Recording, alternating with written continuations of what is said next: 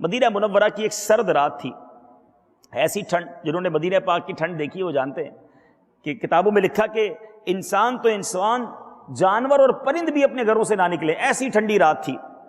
اس میں عجیب اور سخت سردی کی رات میں ایک آقا اور ایک غلام مدینے کی گلیوں میں دورہ کر رہے تھے اور مسلمانوں کی، اس مدینہ منورہ میں رہنے والوں کی حالات کو دیکھنے کے لیے گویا دورہ کر رہے تھے۔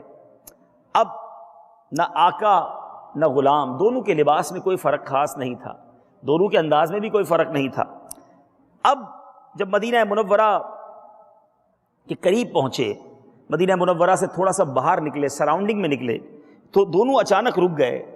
دونوں کے رکنے کی وجہ یہ تھی کہ ایک خیمہ تھا جس میں آگ جل رہی تھی۔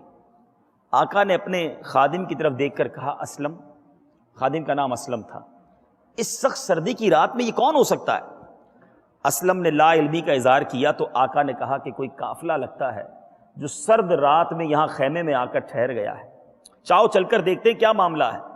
جب یہ دونوں آقا اور غلام اس خیمے کے پاس پہنچے تو وہ خیمہ نہیں تھا بلکہ ٹوٹا پھوٹا سا کچا سا گھر تھا، اس میں کوئی قافلہ نہیں تھا بلکہ خاتون اپنے ننھے منھے بچوں کے ساتھ وہاں موجود تھی۔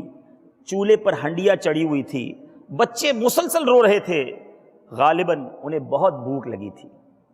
آقا نے دروازہ کھٹکھٹایا، خاتون کی طرف جا کر سلام کیا تو دونوں کی طرف خاتون نے توجہ بھی نہ دی مگر سلام کا جواب دیا۔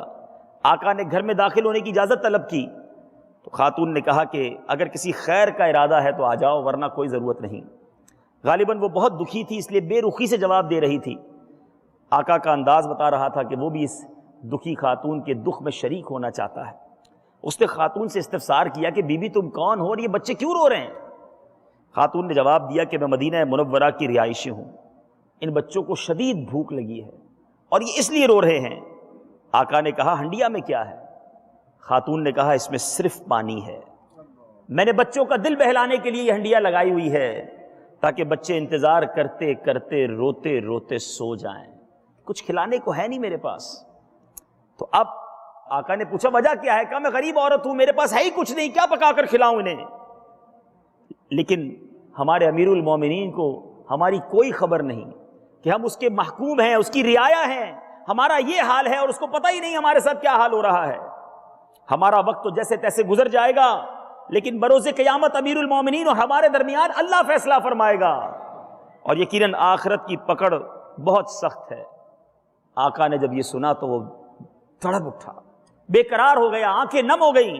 کہا اے بی بی اللہ تم پر رحم فرمائے، تمہاری مصیبتیں اور پریشانیاں دور فرمائے، لیکن امیر المومنین کو کیا معلوم تم کس حال میں ہو؟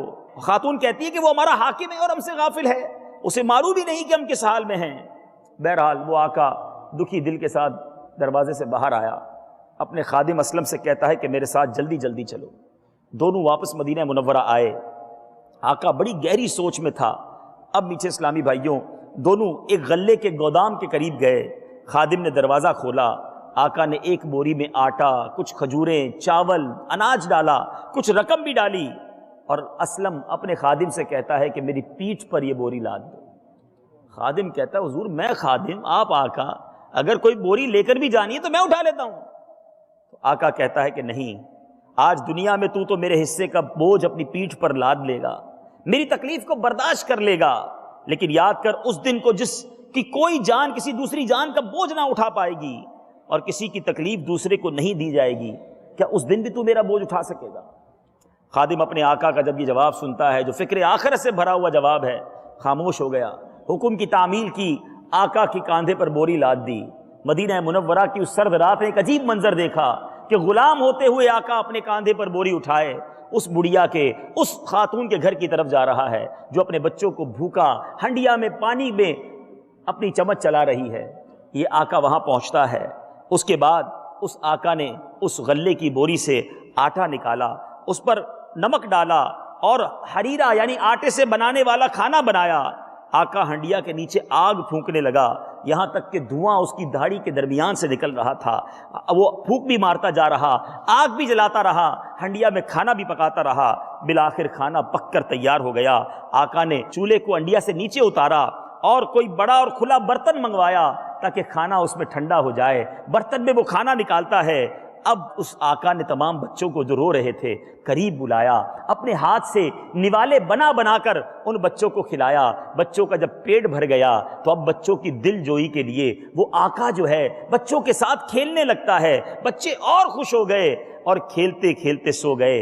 بالآخر آقا نے اس دکھیاری خاتون کے پاس بچے جب سو گئے تو اب آقا بھی اس طرح زمین پر بیٹھ کر سانس لینے لگا کہ جیسے اب اس کے دل سے کوئی بڑا بوجھ اتر گیا ہو۔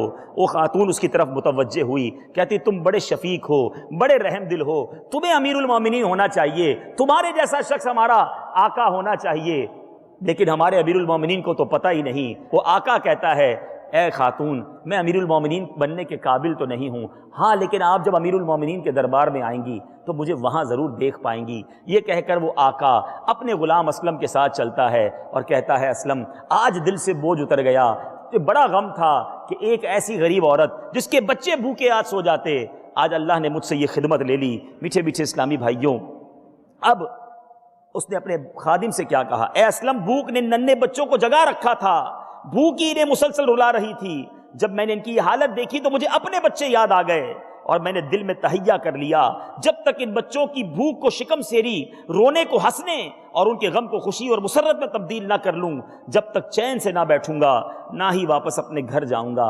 اس کے بعد آقا اور غلام اپنے گھر کی طرف مدینہ منورہ کی گلیوں میں واپس جاتے ہیں۔ سرد رات میں مدینے کی گلیوں میں گھومنے والا آقا کون تھا؟ غریبوں کی مدد کرنے کے لیے اپنی پیٹھ پر اناج کی بوری لاد کر لے جانے والا آقا کون تھا؟ ایک غریب بڑھیا کے لیے اپنے ہاتھ سے آٹا گوندھ کر کھانا پکانے والا آقا کون تھا؟ ان بچوں کے ساتھ بچہ بن کر کھیل کر ان غریب بچوں کے چہرے پر مسکراہٹ لانے والا آقا کون تھا؟ یہ کوئی اور نہیں، یہ ہم سب کے آقا امیر المومنین حضرت عمر بن خطاب رضی اللہ تعالی عنہ کا واقعہ ہے۔ اللہ تعالیٰ تربت سیدنا عمر بن خطاب رضی اللہ تعالیٰ عنہ پر کروڑوں انوار و تجلیات کی بارش برسائے۔ ذمہ داری کا احساس ہو تو ایسا، اپنی رعایا کی فکر ہو تو ایسی، اللہ تبارک و تعالیٰ نے کوئی ذمہ داری دی ہے تو اس ذمہ داری کو ادا کرنے کی فکر ہو تو ایسی۔ ایسی ہی اور بھی ویڈیوز پانے کے لیے ہمارے یوٹیوب چینل کو ابھی سبسکرائب کریں اور ویڈیو کو لائک اور شیئر کریں۔